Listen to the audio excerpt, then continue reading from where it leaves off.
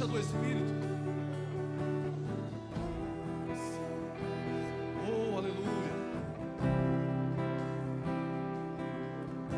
Cantando cânticos espirituais, entoando louvores.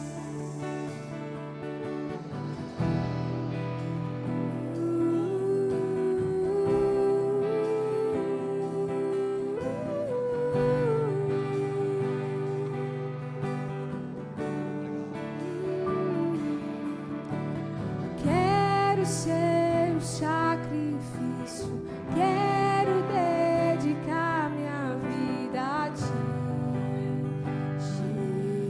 Jesus. Aleluia.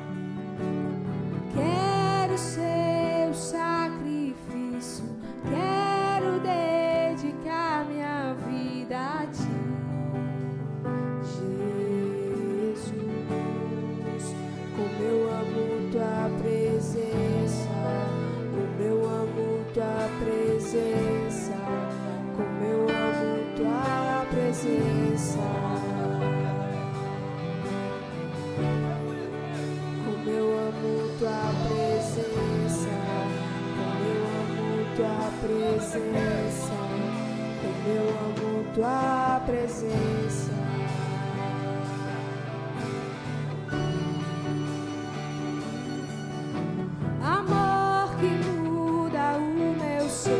Tu és meu único prazer, te adorarei.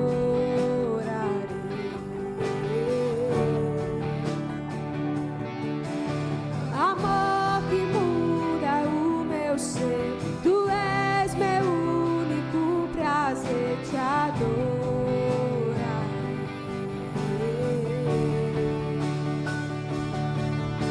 Amor que muda o meu ser, tu és meu único prazer, te adorarei.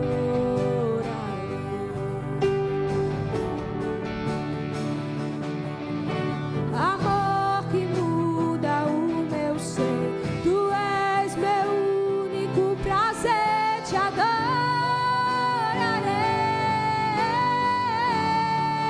Como eu amo tua presença, como eu amo tua presença, como eu amo tua presença,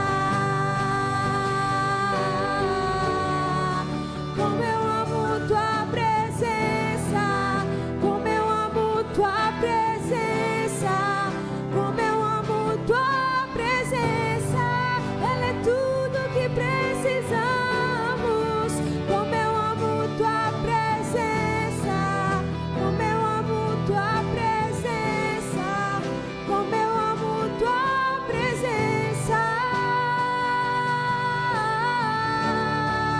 como eu amo tua presença, como eu amo tua presença, como eu amo tua presença. É reconhecendo a presença que você vai ser achado no lugar que você precisa ser achado. É reconhecendo a presença que a ausência vai sair e a provisão daquilo que precisa chegar vai se manifestar. Na verdade, já chegou e já existe no plano espiritual, mas a revelação da presença faz concretizar por dentro aquilo que já é seu.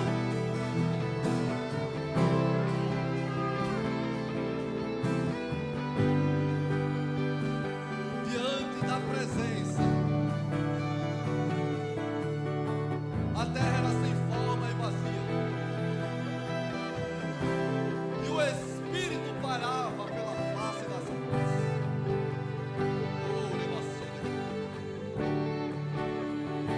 Mas a terra reconheceu a presença do Deus Todo-Poderoso.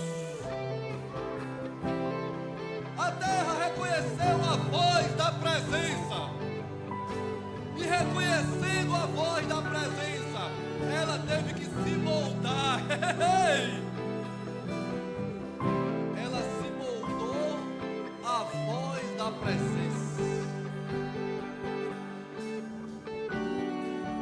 Talvez essa noite você chegou dizendo que estava sem forma e vazia. Não havia perspectiva. Não havia condição de algo acontecer naturalmente. Ei, essa noite só basta reconhecer a presença. Que os ajustes que precisam ser feitos naturalmente vão atender a presença que opera em você. Recebe em nome de Jesus. Aleluia. Glórias a Deus. Você pode sentar. A equipe de música, muito obrigado. Se você puder deixar que estava aqui, o pastor Helder, semana passada, foi sensível a isso. Pode deixar aqui a luz um pouco mais baixa mesmo. Existe uma necessidade real de reconhecermos a presença de Deus, e não é nem tema da administração. É algo que alguém precisa receber, e você vai receber logo agora. Há uma necessidade de entender que onde a presença de Deus ela está manifesta, você não vai precisar nem muito externar aquilo que está doendo. Naturalmente, a presença vai se encarregar de modificar aquilo que está fora do padrão. Aleluia.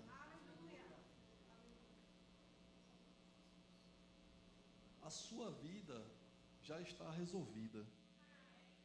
Se nesse momento o mar rugir e ele avançar sobre a cidade, de repente as luas e as estrelas caírem do firmamento, se tudo nesse momento parecer perdido, o seu nome vai ser chamado, a trombeta vai tocar e você vai encontrar com o Senhor nos ares. Então não existe motivo para você andar preocupada, achando que o amanhã não vai acontecer. Ei, você é guardada, minha filha, por mim que sou o seu pai.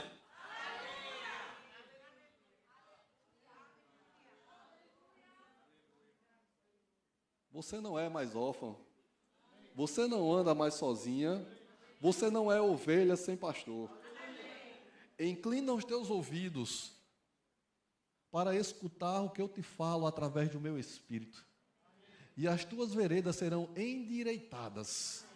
E você glorificará o meu nome por toda a sua vida. Assim diz o Senhor. Aleluia.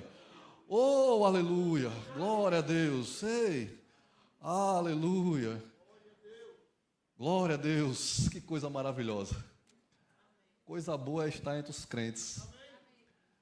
Essa oração de meio-dia aí na sexta-feira, eu não sei se é só restrita à mulher. Se for só restrita à mulher, eu convoco aos homens, a você de meio-dia, onde você estiver, parar junto com as mulheres também, certo? Se for o caso, tu pega a tua esteira, igual aqueles, pega a esteira, bota no chão, dobra o joelho e ora junto, aleluia! Porque, meu amado, a gente é crente mesmo. A gente vive para adorar esse Deus todo-poderoso, amém? O resto é coisa. O resto é coisa. É fazendo isso que as coisas naturais vão acontecer. Oh, Deus. Mas eu vou entrar aqui na pregação, porque senão não termina hoje, amém?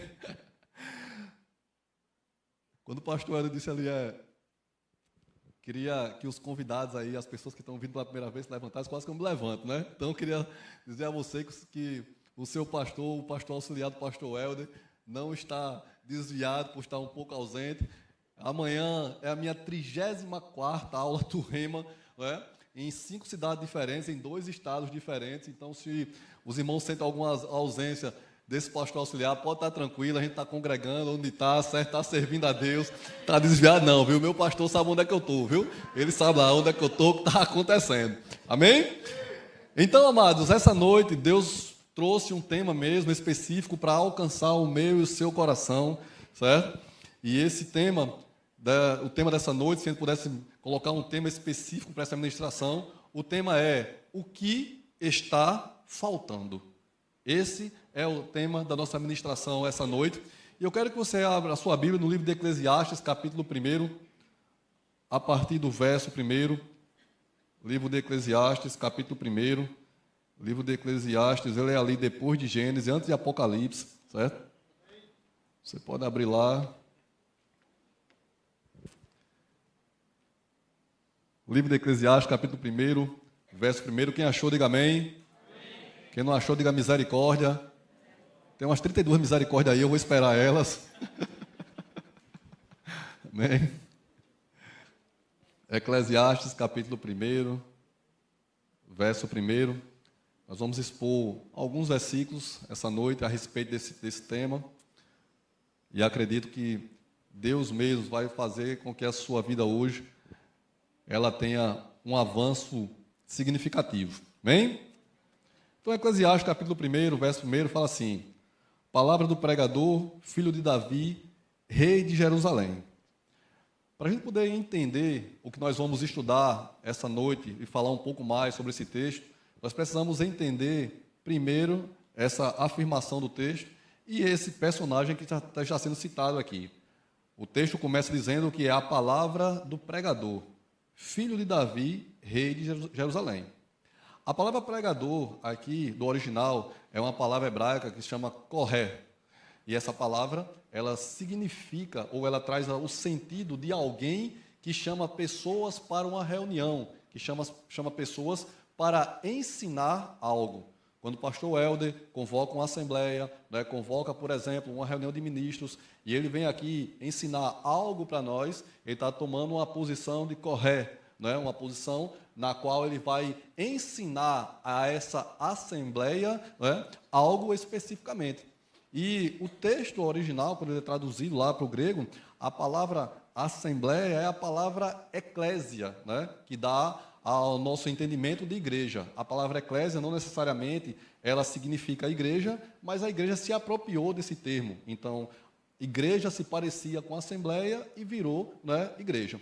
O fato é que nesse texto inicial, o pregador que está aqui, ele é uma pessoa que está chamando alguém para ensinar. Então, o texto começa basicamente assim: eu chamo você para ensinar você dentro dessa assembleia. Então, essa noite, esse texto traz um ensinamento para nós, para essa assembleia que está aqui. Amém? Então, ele também fala aqui que esse pregador, esse koré que vai nos ensinar hoje à noite aqui, ele é o filho de Davi, rei de Jerusalém.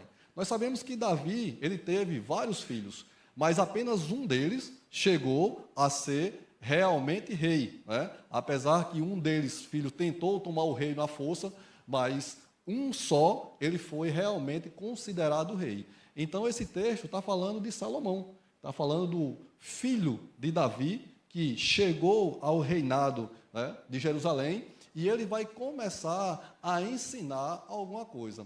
Agora, o interessante é que a vida de Salomão é uma vida que respalda o que ele vai ensinar aqui agora. Ele não é um aventureiro, ele não é alguém que está começando a carreira agora, pelo contrário. Os estudiosos falam que o livro de Cântico dos Cânticos foi escrito por Salomão na sua juventude, mas o livro de Eclesiastes foi escrito por ele já na sua velhice. Então ele era um homem experiente, um homem que tinha vivido a vida, né? Os historiadores também falam que ele chegou a escrever mais de 3.000 provérbios. Então nós estamos falando de alguém que tinha uma experiência de vida para falar. E no versículo 2, ele vai dizer: vaidade das vaidades, diz o pregador. O interessante é que, se a gente pensar um pouco, fazer uma retrospectiva da vida de Salomão, Salomão é um homem que nós sabemos que ele teve o reino de Israel prometido a ele antes dele nascer. Antes de Salomão nascer, o reino de Israel já era prometido ao povo, a ele, né, como rei. E aí ele cresce, consegue virar rei de Jerusalém, e ele vai ter aquele célebre encontro com o Senhor, onde o Senhor oferece a ele a oportunidade dele escolher aquilo que ele queria, né? O que você quer? Né? Eu sempre gosto de brincar que o encontro que Salomão teve foi melhor do que o encontro de Aladim, né? Porque Aladim encontrou com um gênio mágico que tinha 3 desejos, né? Mas Salomão encontra com o Deus que era o Deus que criou o gênio mágico, né? O Deus poderoso que criou todas as coisas, o Deus eterno que tinha tudo em suas mãos, que o Deus eterno que tem poder para fazer coisas que o homem pode nem pensar ou imaginar. Ei, amados, Deus é poderoso para fazer muito mais do que você pensa ou imagina. O que você pensa de bom, Deus pensa muito mais ainda a respeito da sua vida. A palavra do Senhor diz que a vontade de Deus é boa, perfeita e agradável. Amém? Glória a Deus. Então, Salomão, ele tem esse encontro com Deus, e você sabe muito bem que quando Salomão tem esse encontro com Deus, ele pede sabedoria para guiar o povo de Deus.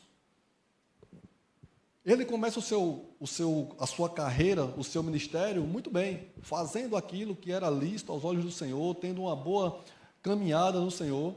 Mas com o passar do tempo, ele começa a cair em coisas que o Senhor já tinha previsto. Lá na sua casa você vai poder estudar, lá em Deuteronômio capítulo 17, antes de Deus colocar o povo de Israel debaixo do governo de Salomão, ele diz, olha, quando vocês entrarem na terra e pedirem um rei sobre vocês, certo? Eu vou dar um rei a vocês. Mas esse rei não multiplicará para si cavalos e recursos para si próprio, para não voltar para o Egito.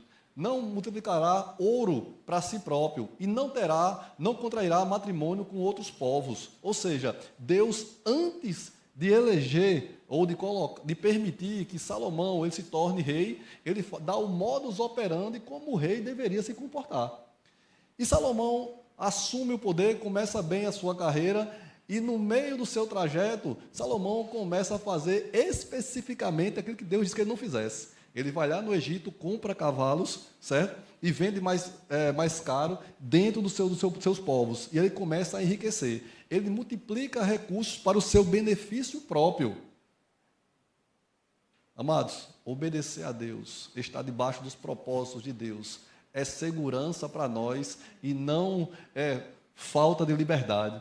Algumas pessoas tendem a achar que Deus está querendo limitar você em alguma coisa, está querendo te prender em alguma coisa. Ei, Deus coloca a palavra dele para te proteger e te guiar no bom caminho. Então Salomão, ele vai começando a aos poucos sair daquilo que Deus tinha previsto para ele. E aí chega um dado momento que Salomão, ele começa a contrair matrimônios com outras mulheres. E cada dia mais Salomão, ele adquire uma mulher de um povo estranho e chega ao ponto de Salomão ter 1000 mulheres. São 700 princesas e 300 concubinas, muitas mulheres de verdade. Então Salomão é um homem que ele vai provar de tudo que um homem natural pode dizer que é bom. Ele vai provar das mulheres mais belas da sua época, ele vai provar das riquezas da época. Salomão, ele vai provar do luxo, do bom e do que é melhor. Isso sim, à custa do povo de Israel, porque ele vai começar a onerar o erário do governo, vai enfraquecer o seu governo, mas ele como homem, ele prova daquilo que tudo que é bom. Salomão, ele na sua busca por prazer, ele não só mais agora tem mulheres, ele começa agora a se envolver com os deuses das suas mulheres. Salomão, ele vai construir agora tendas para os deuses das suas mulheres, para que elas se sintam ainda mais satisfeitas, né? Porque mulher gosta de ser satisfeita, né? E homem tem que satisfazer mesmo, amém? Glória a Deus. Receba a profecia do cartão de crédito aí, irmão, glória a Deus. Então, o fato, né? Tem até a historinha, né, rápida aqui, eu acho que eu já contei aqui, mas eu estou pregando, né? Então eu vou contar de novo, né? Então, eu lembro uma vez que minha esposa ligou para mim, aí disse, meu amor, eu vou fazer uma mudança no meu cabelo, tudo, eu posso fazer? Eu disse, minha filha, você está perguntando se pode? É para mim mesmo. Oxe, vai lá, minha filha, fique bonita para mim, né? Eu quero uma mulher nova hoje de noite, né? E aí, ela foi para o salão, toda aquela questão toda, e como a gente tem a conta conjunta, né? Porque você e a sua mulher é uma carne só, não é isso? Porque vocês não têm dinheiro separado, porque um não esconde dinheiro do outro, não é verdade? Então, eita, aleluia, glória. Estava nem previsto isso. Então, tem a conta conjunta, de repente, sobe a mensagem. Tum, Eu pego o telefone ali para a Milena, eu digo, Milena, tá com o cartão aí na mão? Eu disse, tô, meu filho, disse, bloqueei. Aí eu disse, por quê? Não, porque clonaram o cartão da gente. Ela disse, clonaram o cartão da gente. Aí eu disse, clonaram, meu amor. Ela disse, por quê? Só subiu esse tanto de valor. Ela disse, não, é meu cabelo mesmo. Eu disse, pelo amor de Deus, mano. Botou a cabeça nova, foi?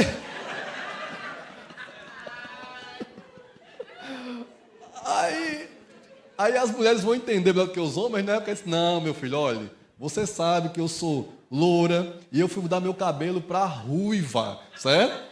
E aí teve que descolorir, teve que fazer balaiagem, sei lá, selagem, né? Esse negócio tudinho, escova de chocolate, caramelo, né? E aí sei que o valor foi lá para cima, um negócio que para homem, né? Da época eu cortava meu cabelo a 25 conto, né? O negócio subiu para umas 100 parcelas de 25 conto. Eu disse, meu amigo, pelo amor de Deus, homem. Né? Mas o fato é que Salomão ele se envolve com essas mulheres e isso vai ter um custo muito, muito pesado. Né? E Salomão, ele vai, além de ele começar a construir, ele vai começar mesmo a adorar os deuses estranhos. Ou seja, Salomão é aquele homem que a gente conheceu, que era cheio da sabedoria, cheio do entendimento, agora ele estava queimando nos altares altos a deuses estranhos. E um especificamente que os historiadores falam, que ele queimou possivelmente a Moloque. Moloque é um deus específico que nesse ritual ele envolvia orgias sexuais e morte de crianças queimadas vivas, né? Aliás, crianças vivas seriam queimadas. Então, parece que é impensável a gente achar que alguém que tem uma vida com Deus possa chegar nesse nível de devassidão. Mas sabe o que é isso? Está faltando alguma coisa. Está faltando algo. E Salomão, ele vai escrevendo esse texto, e no versículo 2 do texto que você está vendo aí, ele diz, vaidade das vaidades, diz o pregador. Vaidade, tudo é vaidade. Que proveito tem o homem de todo o seu trabalho que se afadiga abaixo do sol? Ele pergunta, qual é o resultado de tudo que a gente faz abaixo do sol? E mais uma vez eu enfatizo para você, a gente não está falando de alguém aqui que diz, pastor, você não sabe da minha vida, se eu ganhasse 5 mil reais eu era o homem mais feliz do mundo. Não era, meu amado. Se esse não for o objetivo de Deus para a sua vida. Pastor, você não sabe. Se eu conseguisse melhorar um pouquinho, se eu conseguisse trocar a minha Pampa 96 pela uma Saveiro 2002, minha vida estava resolvida. Salomão era um homem que provou de tudo, provou do bom e do melhor, e ele disse, não há proveito debaixo do sol, dos propósitos debaixo do sol, de tudo que o homem faz. E ele vai continuando, discorrendo a respeito do seu pensamento e a sua visão dos trabalhos debaixo do sol. Versículo 4. Geração vai, geração vem, mas a terra permanece para sempre. Levanta o sol e põe-se o sol e volta ao seu lugar, aonde nasce de novo. O vento vai para o sul e faz o seu giro para o norte. Volve-se e revolve-se na sua carreira e retorna aos seus circuitos. Todos os rios correm para o mar e o mar não se enche. Ao lugar para onde correm os rios, lá também tornam a correr. Todas as coisas são canseiras, tais que ninguém pode exprimir. Os olhos não fartam de ver, nem os ouvidos de ouvir. A quem foi e que há de ser, e o que se fez e se tornará a fazer. Nada há, pois novo debaixo do sol. Então, um homem que viveu todas as coisas, ele diz, olha, tudo que nós pensamos nessa terra, que é novidade, na verdade já aconteceu, você já viveu, parece ser algo novo, porque as pessoas se esquecem do que aconteceu. Então, tudo que a gente vive nessa terra é um ciclo. O rio, ele corre para o mar, mas o mar não vai chegar ao momento de se encher completamente. Isso vai acontecer constantemente. O vento do sul sopra para o norte, fazendo o seu ciclo e voltando a soprar novamente. Tudo continua do mesmo jeito. Deixa eu fazer uma pergunta para você aqui. Quem é que lembra da escalação do time campeão de 1970, a escalação da seleção brasileira com exceção do pastor, pastor mas mesmo assim, contando que o pastor saiba a escalação completa, certo? Quanto de nós aqui poderíamos falar desse time tão maravilhoso que trouxe o tricampeonato mundial para o Brasil, né, na época do regime militar, onde impactou a história do Brasil, impactou a história da humanidade? Quantas pessoas aqui podem levantar a mão e dizer, eu sei a escalação de cabo a rabo sem errar? Levante sua mão, quantos sabem? Uma sala com 100, 200 pessoas não consegue mais lembrar de uma coisa que aconteceu, uma coisa grandiosa que aconteceu há 50 anos. Ou seja, o que Salomão está dizendo, tudo vai passar e a memória das pessoas, a memória da humanidade, ela esquece o que aconteceu e pensa que existe algo novo, mas tudo é a mesma coisa. Já viu mulher com relação à moda? Você vê uma moda, né? Você vai lá e pesquisa na internet, moda dos anos 70, né? Aí tá a mulher lá com a calça boca de sino, não sei o quê, né? Usando o sapato, cavalo de aço, não sei o quê. As dancinhas, né?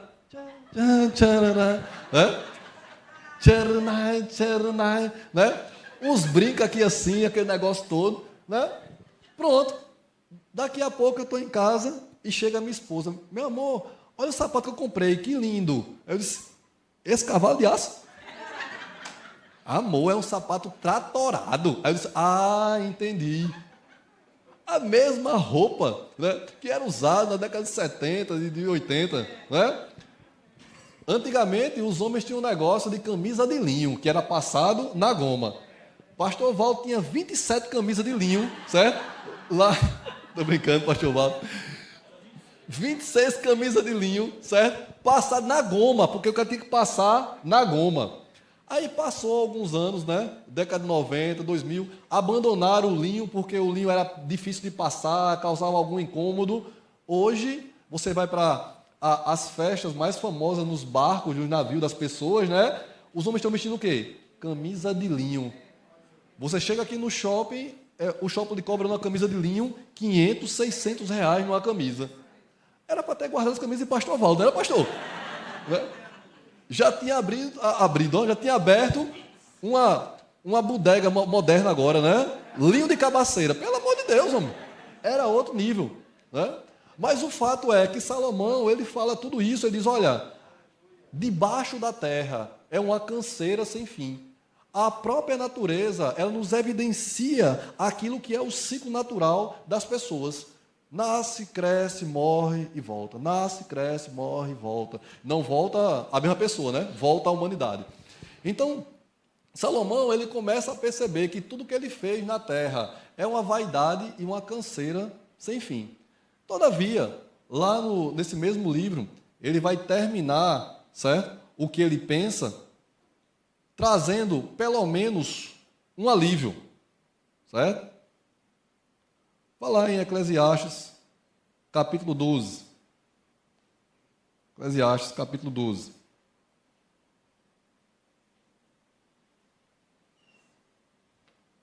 Versículos 13 e 14.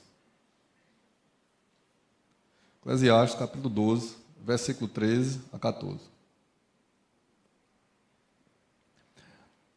Ele termina a conclusão do seu livro falando o seguinte: de tudo que se tem ouvido, a suma é: teme a Deus, guarda os seus mandamentos, porque isto é dever de todo homem, porque Deus há de trazer juízo sobre todas as coisas, até a que estão escondidas, quer seja boas ou quer seja más. Ou seja, ele termina dizendo, de tudo que se deve fazer na terra, só existe um único propósito: temer a Deus. Amém. O resto é canseira e enfado. Agora, no versículo 3, existe uma chave que nos tira desse limbo, que nos tira, certo? Desse sofrimento. Vá lá em Eclesiastes, capítulo 1, verso 3 agora. Eclesiastes capítulo 1, verso 3. Você está lá? Diz assim, ó. Que proveito tem um homem de todo o seu trabalho com o que se afadiga debaixo do sol? Toda a perspectiva de Salomão, que ele escreve no livro de Eclesiastes, ele escreve debaixo de uma perspectiva das coisas que acontecem abaixo do sol, de uma perspectiva terrena. Ou seja, os propósitos e os desígnios terrenos, eles terminam em canseira e enfado. No final do seu livro ele fala, olha, de tudo que eu vivi, o que nós devemos fazer é o quê? Temer a Deus. Ele sai da esfera terrestre e leva para uma perspectiva acima. Ei, existe algo que não é canseira, existe algo que não é pesado, existe algo que não é repetitivo. É fazer o quê? Fazer os desígnios do Pai. Amado, quando nós temos essa perspectiva de vida, agora os nossos olhos se abrem, as coisas começam a parar de ser algo pesado, corriqueiro, e vai ser algo vibrante com vida. Há muitos crentes, meu amado, que vivem numa vida pensando assim, meu Deus, Jesus, volte logo que eu não aguento mais. Ei, eu fui um desses. Jesus, volta que eu não aguento mais não. Essa terra não tem o que oferecer. Meu Deus do céu, que canseira. Por quê? Está faltando algo. Está faltando o quê? Está faltando a perspectiva, está faltando um propósito específico para se viver. O que falta na vida das pessoas, e muitas vezes na vida dos crentes também, é a perspectiva, o propósito correto da sua vida. Ei, você não foi feito para acordar de manhã, está pagando conta, pagando boleto, ir dormir e fazer isso como uma roda de ratos. Não! Você não é da terra, você é do céu. Isso que você faz aqui na terra é uma parte pequena que faz parte de um propósito muito maior, meu amado. Você não é costureiro, você não é mecânico, você não é fisioterapeuta, você está fazendo isso, contribuindo para o propósito que Deus colocou para você. Amém? Agora, é bem fato, meu amado, que nessa busca, muitas vezes, pelo propósito, a gente acaba incorrendo, possivelmente, em dois erros. Um erro é escolher um propósito próprio. Dizer, sabe uma coisa? Eu vou dar um sentido à minha vida.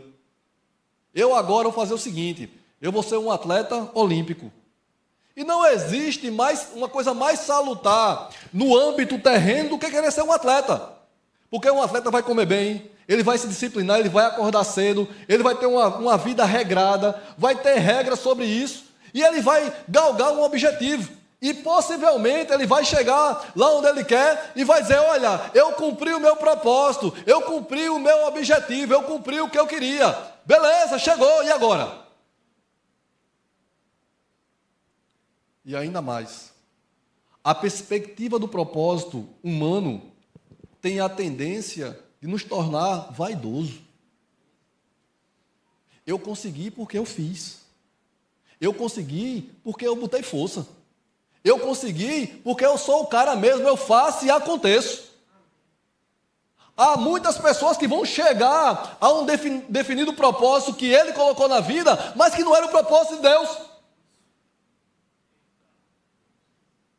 Tem pastores que vão chegar naquele grande dia, 1 Coríntios capítulo 3, verso 10, que as obras serão provadas. E possivelmente ele vai chegar naquele dia dizendo, olha, eu preguei para muitos, eu fiz muita coisa, eu abri igreja grande, eu fiz cruzadas evangelísticas. Deus vai dizer, não foi para isso que eu chamei você. Não é o propósito que eu chamei você. O propósito que eu chamei você, estou dando um exemplo, foi para cuidar da sua família e alcançar as pessoas que estavam ao seu redor. Sobre você existia um propósito específico, para você alcançar pessoas por uma conversa pessoal. Existia um talento em você que você precisava multiplicar. Você conseguia conversar com as pessoas olho a olho, tete a tete, que quase ninguém faz na terra. O seu objetivo era esse. E talvez alguém vai escutar, apartai-vos de mim, que eu não vos conheço. Porque criou o propósito próprio. A Bíblia diz que tem coisas que são lícitas, mas não convém. Há caminhos que parecem vida, mas no final é morte. Meu amado, ter um propósito que não é o propósito de Deus na sua vida é morte. A Bíblia diz, aquele que se inclina para o Espírito, se inclina para a vida. Mas o que se inclina para as coisas da carne, ele se inclina para quê? Pastor, às vezes o Senhor parece que é muito severo. Meu amado, a palavra de Deus ela é muito séria. A palavra de Deus não é triste, mas ela é séria. Eu falei aqui, acho que no culto passado, e eu disse, rapaz, pareceu uma brincadeira, mas um comediante do mundo fazendo uma tirinha dizendo, rapaz, eu conversei com um crente e perguntei se ele tinha lido a Bíblia toda. Aí o crente respondeu, tu já viu o tamanho do livro? Aí o comediante, ateu, disse, rapaz, eu acho engraçado. Eles dizem que crê num Deus, que Deus que está nessa Bíblia, que essa Bíblia garante salvação, que essa Bíblia define a vida dele, sobre eternidade de sofrimento ou não, e ele não leu.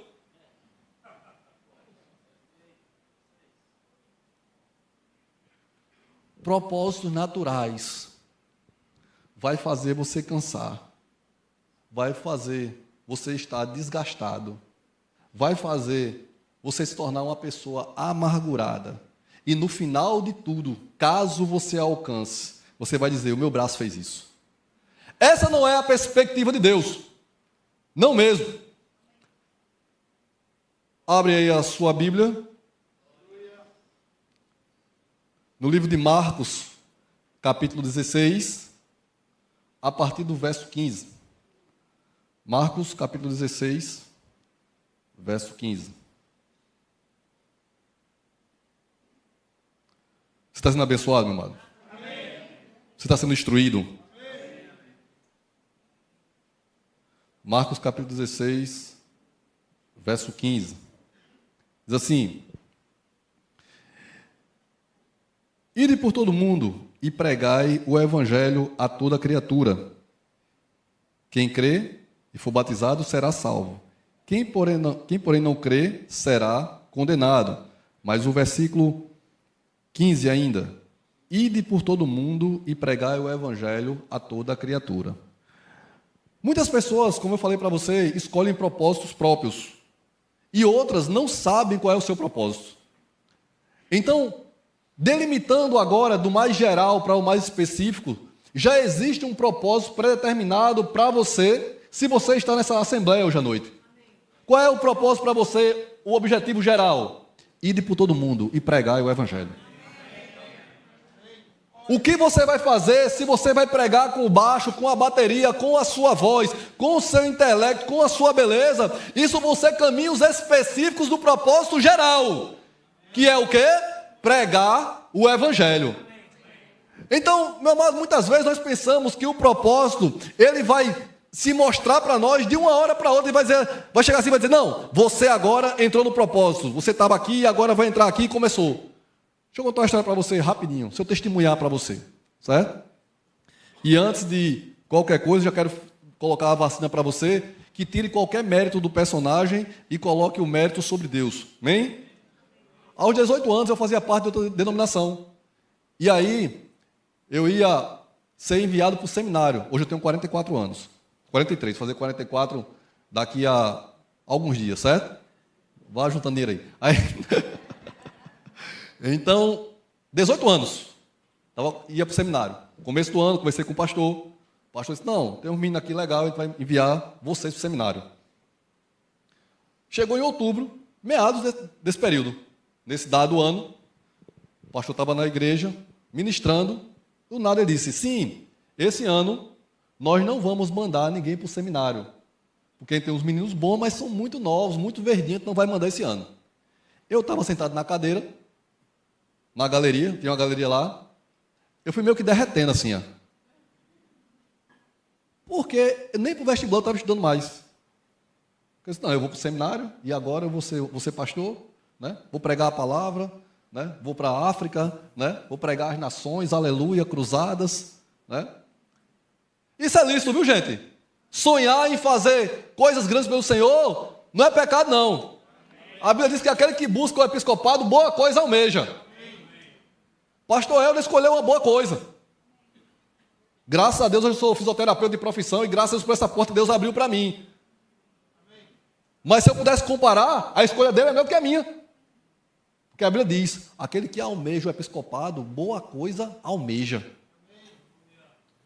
E aí, eu estava lá e naquele momento eu fechei meu coração. Eu disse, sabe uma coisa? Eu não vou me desviar, não vou sair da igreja, não vou deixar de seguir a Jesus, porque cada homem tem a sua instrução. Mas aquilo fechou o meu coração para o ministério de uma forma que eu passei 10 anos dentro da igreja sem servir nem para limpar as cadeiras. 10 anos. Em um acampamento de jovens e adolescentes, Deus vai e fala comigo. Você está se escondendo daquilo que eu tenho para você. Eu disse, não, Senhor. Você está se escondendo daquilo que eu tenho para você. Não, Senhor. Você está se escondendo do que eu tenho para você. Isso era um domingo. Na segunda-feira eu liguei para o professor, estava entrando no mestrado naquela época, ele disse, professor, eu estou saindo do mestrado. Eu disse, você está de cabeça quente, rapaz, esfria a cabeça. Semana que vem você aparece aqui. Liguei para a diretora do Rema na época, que era a Patrícia, né, que é a esposa do pastor Giacomo hoje. Disse, diretora, eu preciso fazer o Rema agora. Gente, o mestrado é pecado? Não. É bênção na vida da maioria das pessoas. Mas naquele momento, não era para mim. Uma semana depois, o professor da universidade liga para mim, diz, olha, já esfriou a cabeça? Vamos voltar a pesquisar? Eu disse, professor, eu tenho algo específico para fazer. E eu preciso sair disso aqui. Ele disse, olha, o que eu fiz por você, eu faço por pouquíssimos alunos na minha carreira inteira. Existiam pessoas que lavavam o meu carro para poder ter essa vaga e eu não abri vaga para ele. Se humilhou lavando o meu carro, eu não abri a vaga. E eu abri para você. Eu disse, por respeito a essas pessoas que devem estar nesse propósito, eu preciso sair. E eu liguei para a diretora e ela disse, Luísio, está complicado, porque já começou a primeira matéria, o Rema tem uma organização, Clara está aqui, foi diretora do Rema e sabe como é que é. Mas Deus moveu e eu comecei o Rema. Feliz demais. Começava a aula e dizia, isso aí está errado, está errado, está errado, está errado. Isso aqui não é assim, isso aqui não é assim, isso não é aqui. Na virada do primeiro para o segundo ano, eu estava pensando em fazer um concurso para a Caixa Econômica. E aí apareceu um cursinho à noite. Eu cheguei para a diretora e disse, ei, vou cursar essa primeira matéria do segundo ano não, viu? Ela disse, como assim? Não, porque eu vou fazer um cursinho à noite, bato com Rema. Ela disse, meu filho, se você não cursar a cadeira, você não forma. Eu disse, beleza. Ela, mais uma vez, ela usada por Deus, moveu mundos e fundos. E a coisa aconteceu. E essa semana, como eu falei para você aqui, eu falei propositadamente, amanhã eu estou dando a minha 34ª aula do Rema esse ano, num total de 39 esse ano. Mas houve um caminho a percorrer para poder chegar nesse propósito específico, amém? Ei, meu amado, muitas pessoas estão fora do seu propósito porque não estão fazendo aquilo que leva para o propósito. Há um propósito grande na vida de pessoas, mas que precisa passar por etapas para chegar até lá. E isso é vital para a sua vida hoje, porque se você não passar essas etapas, você não vai entrar no seu propósito, e se você não entrar, você vai morrer espiritualmente.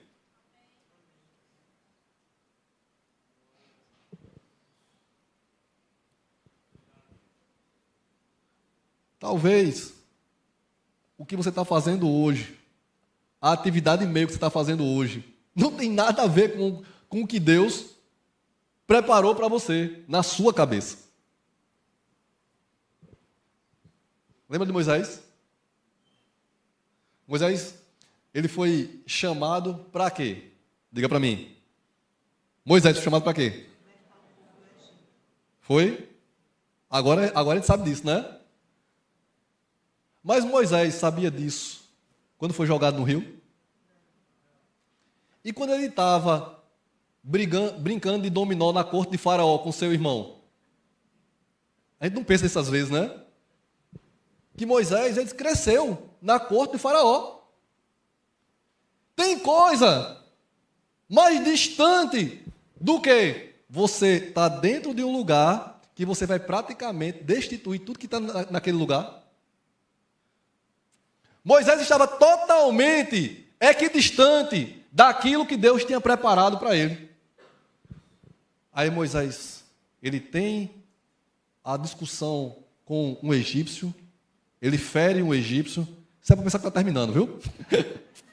Ele fere um egípcio, esse homem, Moisés, ele vai para um lugar bem distante agora, e vai fazer o quê? Vai cuidar do rebanho do seu sogro. Pronto. Vai morrer lá. Saí de Brasília, vim para Paraíba, vou morrer lá. Se eu estou em Brasília, que as coisas lá acontecem, é um centro do Brasil, parece que nada está acontecendo, vou vir para Paraíba para o fim do mundo, vou morrer lá. Eu estou nos Estados Unidos, sou caminhoneiro. Oh, aleluia. Ganhando em dólar, comendo carne boa, vou para onde? Para o Brasil, que eu não sei onde é que é. Não, eu vou para o Brasil, mas eu vou para São Paulo. Não, tu vai para Paraíba. Paraíba? E com todo respeito, vai para Campina Grande. Meu Jesus, nem praia tem. Hoje tem coisa boa. Hoje tem coisa boa. Ministério Verbo da Vida. Aleluia. Hoje tem coisa boa, mas na época não tinha não. Com todo respeito aos campinenses. Estou falando de década de 90, né? Hoje Campina Grande já está média já. Estou brincando. Vou morrer. Vou sair dos Estados Unidos, vou vir para Paraíba. Gunnar Wigren, missionário sueco, galegão, olho claro, está orando a Deus. Vem na mente dele uma palavra, parar. 1900 e começo do milênio.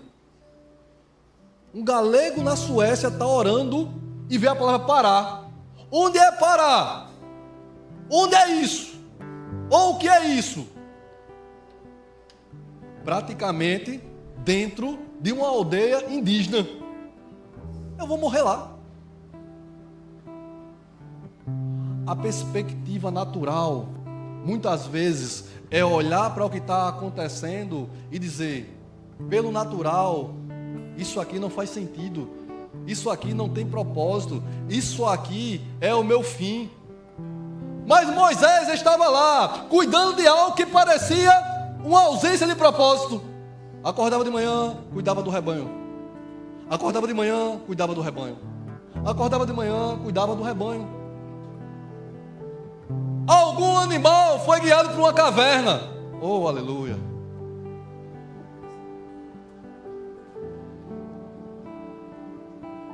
Foi guiado para uma caverna. E nessa caverna, mais uma, de uma montanha de cavernas. Ele entra e vê algo diferente. Uma teofania, uma manifestação do Deus em formato de objeto. Tira as sandálias dos pés, que o lugar que você está é santo. No meio daquilo que parecia natural, o propósito agora ia ser desenrolado, ia começar por quê? Porque estava fazendo aquilo que naturalmente precisava ser feito. Ei, meu amado, muitas pessoas nesse mundo estão rodando em ciclo como no deserto, estão rodando com carros, com dinheiro, mas estão a ponto de tirar a sua vida. Mas você, meu amado, se você está aqui essa noite, aqui já está mostrando que você já chegou na caverna. Se você está aqui, meu amado, essa noite, já é a indicação de Deus que você já chegou na caverna. você já está na frente de muitos. Nesse exato momento, essa noite, existem pessoas que estão se drogando e se prostituindo, buscando algo que a prostituição não vai dar. Está com a mulher mais bonita da cidade. Vai ter segundos de prazer e depois vai vir uma carga pesada sobre ele e ele não vai suportar. Eu oro por essa pessoa agora.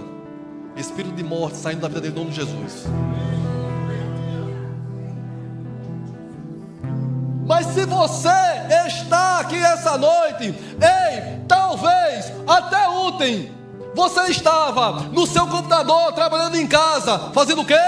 Cuidando do rebanho. Você estava no seu salão, fazendo o quê? Cuidando do rebanho. Você estava no seu escritório, cuidando do rebanho. Mas hoje à noite, você entrou na caverna. E a sarça se mostra para você hoje. Hoje é o dia de um propósito para você ser revelado e você sair do que é terreno para o espiritual. É o dia de sair de mais um dia para hoje é o dia. Você vai acordar de manhã e vai ser, o dia é hoje. Todo dia, o dia é hoje. Porque não vai ser mais apenas algo cíclico, mas todo dia agora é cumprimento do propósito. E todo dia vai ser mais vibrante. Porque a palavra diz que os propósitos de Deus, aleluias, Ele vai se estabelecer na vida dos seus. A Bíblia diz que tudo coopera para o bem daqueles que amam a Deus. Você hoje, você já está na frente. Você não está mais no Egito. Você não está mais simplesmente ali cuidando do rebanho. Você já entrou na caverna essa noite. Você já entrou na caverna essa noite. E é nessa caverna que a voz, aleluia, a voz que guia, que muitas vezes é como uma voz de trovão, mas hoje ela fala de uma forma suave para você. A sarça essa noite, ela queima aqui dentro. A unção, o espírito de orientação, se move essa noite para guiar os que desejam sair do modo terreno e entrar no modo sobrenatural. E eu ainda vou mais além. Existem pessoas que precisam que você entre no propósito. Eles não estão aqui hoje. Chique e Isa, você vai vendo em casa. Beijo, meu pastor. Longínquo ano 2013. Eu no remo ainda, daquele jeito que disse para você. Meio sem vontade, meio sem querer.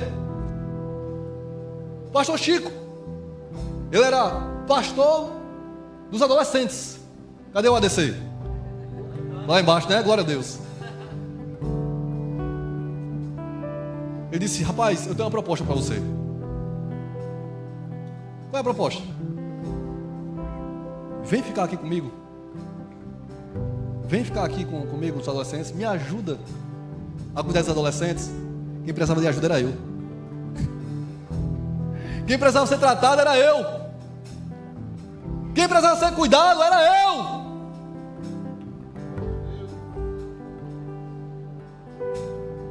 Me ensinou a como cuidar de pessoas. Me ensinou a tratar. Me ensinou a se interessar por lorota de adolescente. A Luiz, é importante você escutar eles. É importante saber o que estão passando, porque para a gente hoje a gente sabe que é besteira, mas para ele é o fim do mundo. Você precisa escutar, Luiz, eles.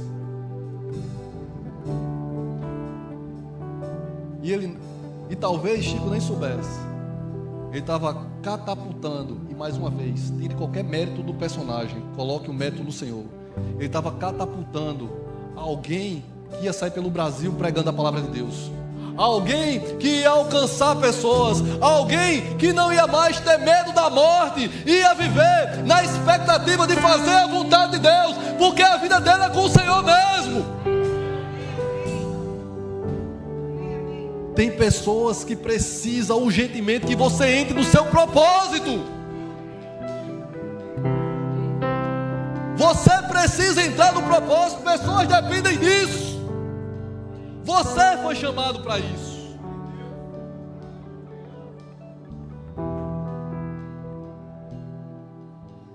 Pastor Welder é mais novo do que eu.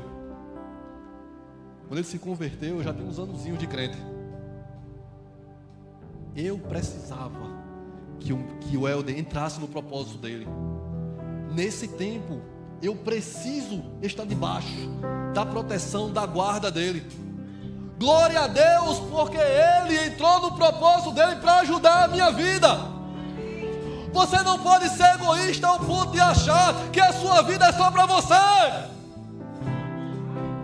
A sua vida não é mais sua. Depois que você reconheceu que Ele é o Senhor e Salvador, você disse que Ele era o seu dono. E se Ele é o seu dono, o propósito principal da sua vida é trazer as pessoas a Cristo. Agora, essa noite, Ele te dá a oportunidade de afinar as estratégias. Ele te dá a capacidade do Espírito essa noite, para você entender como você vai fazer isso.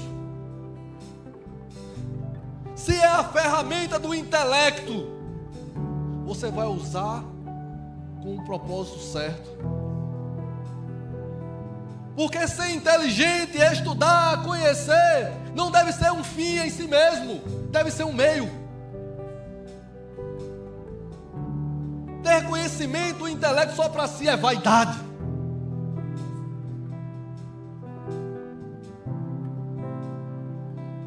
Eu em casa, escutando música clássica.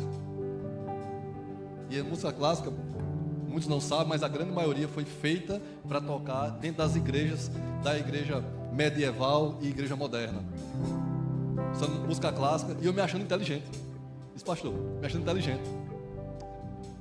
O Espírito disse, para de escutar. Eu disse, como é?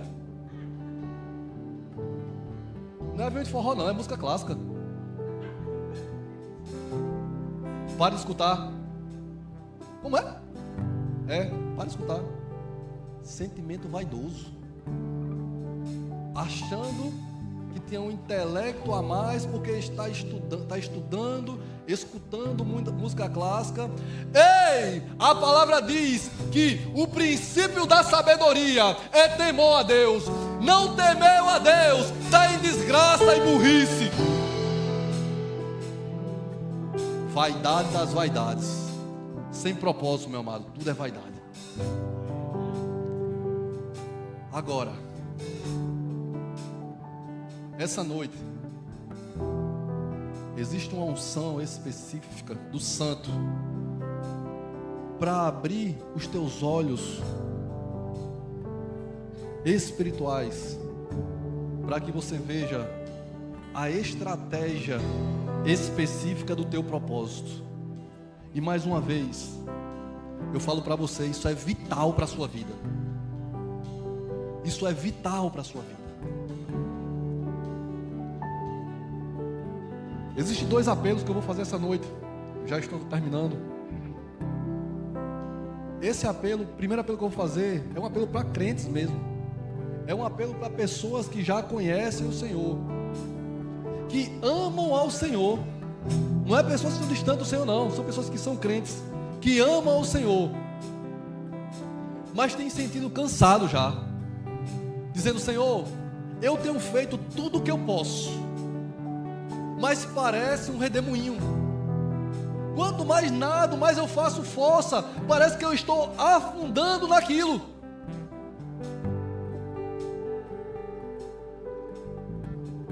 Esse primeiro apelo é para você.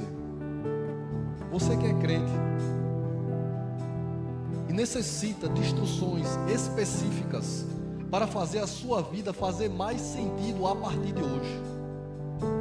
Para você sair da força natural e entrar na força do Espírito, que vai te dar alegria para viver todos os dias, que você vai cumprir o propósito.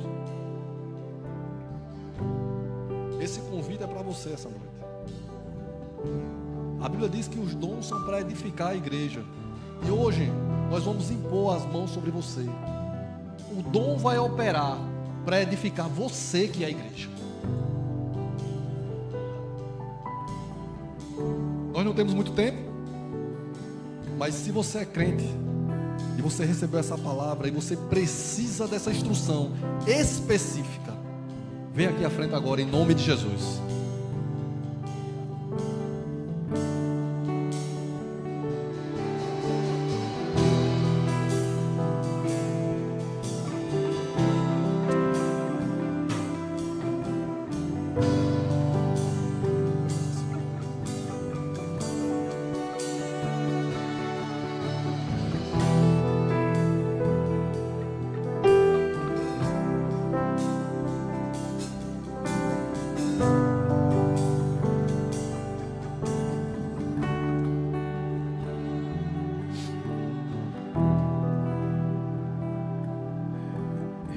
Existe uma resposta e um cuidado do Pai para vocês.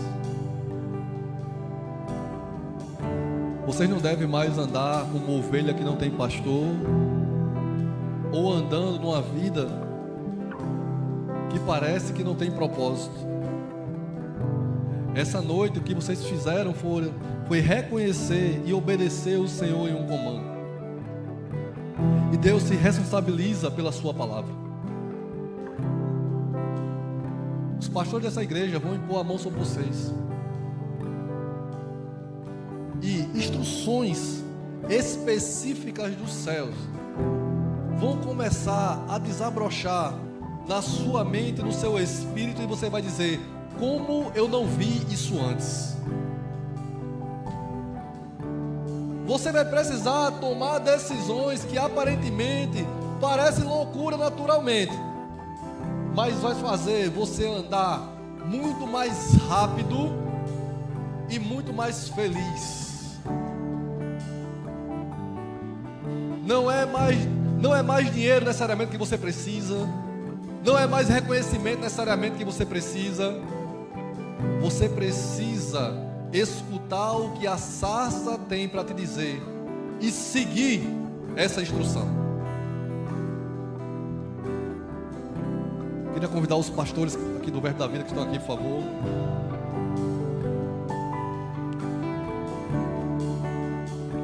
Pastores, vocês podem orar por iluminação espiritual e clareza de propósito. Vocês estão capacitados e ungidos para isso. Então podem orar por eles.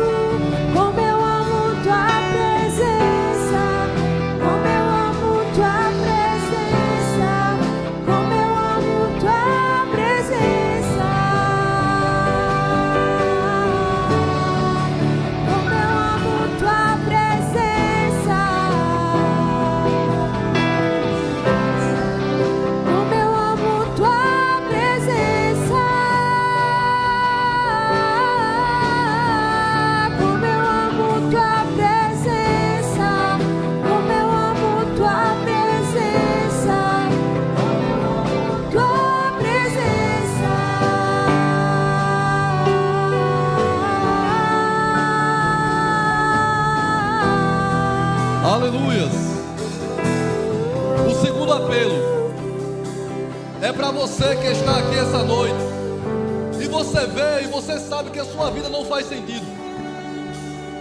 Você está aqui essa noite, você veio e a sua vida não faz mais sentido.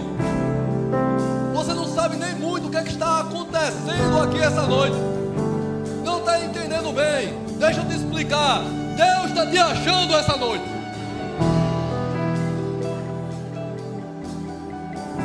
Não é você que está procurando Jesus, é Ele que está te achando essa noite.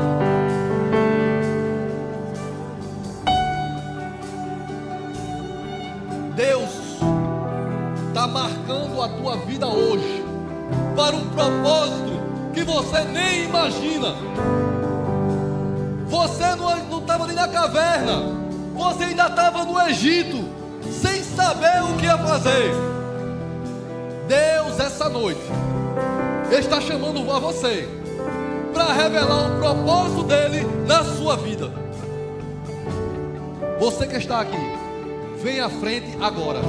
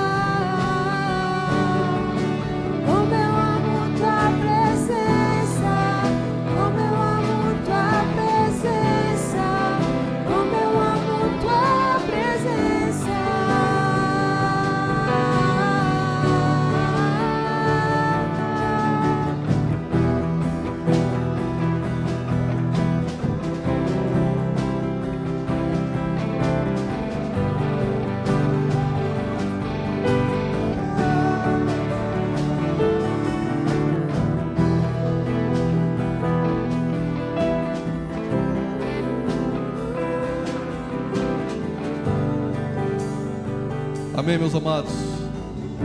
Me perdoe o excesso do horário, não é comum, certo? Peço perdão ao excesso do horário, mas há algo específico, muito mais importante do que a liturgia, do que o culto natural.